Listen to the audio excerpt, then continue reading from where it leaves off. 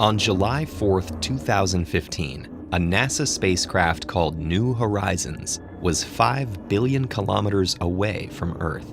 It was only 10 days away from Pluto after flying for 9.5 years, when it suddenly dropped out of contact.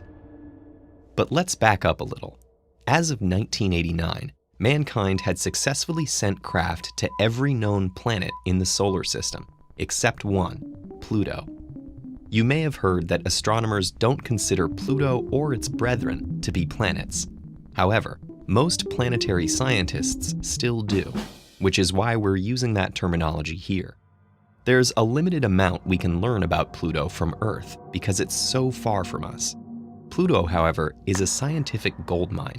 It's located in a region called the Kuiper Belt, home to many small planets, hundreds of thousands of ancient icy objects, and trillions of comets. This mysterious region holds clues to the formation of our solar system, and it was long, tantalizingly beyond our reach, until New Horizons. Its objectives? Explore Pluto, collect as much scientific data as possible, transmit it back to Earth, then explore farther out in the Kuiper Belt. To achieve this, the New Horizons team outfitted their craft with 7 state-of-the-art scientific instruments.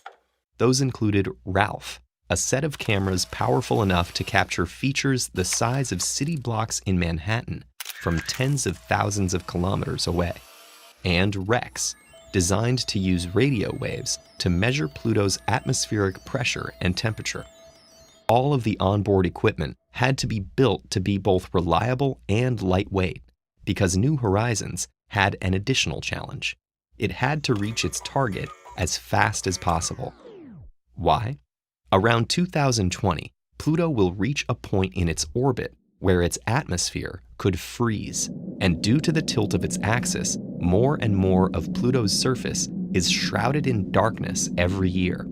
Pluto completes a full orbit once every 248 Earth years, so it would be a long wait for the next prime opportunity to visit. To see how New Horizons got to Pluto in time, let's jump to its launch. Its 3 rocket stages accelerated New Horizons to such great speeds that it crossed the 400,000 kilometers to the moon in just 9 hours. About a year later, the craft reached Jupiter and got what's called a gravity assist. That's where it flies close enough to the gas giant to receive a gravitational slingshot effect. New Horizons was then flying at around 50,000 kilometers per hour, as it would for the next 8 years to cross the remaining gulf to Pluto.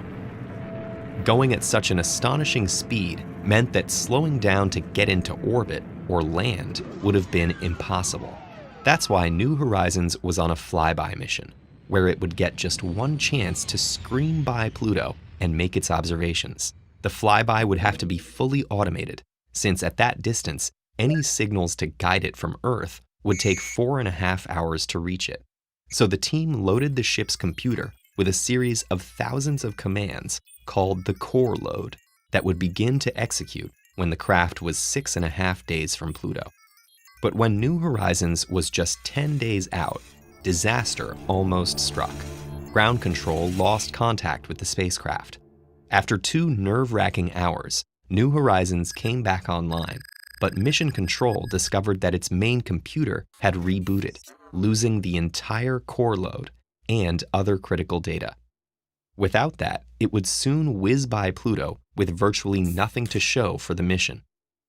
Alice Bowman, the mission's operations manager, led a team for 72 sleepless hours to get the instructions loaded back into New Horizons in time.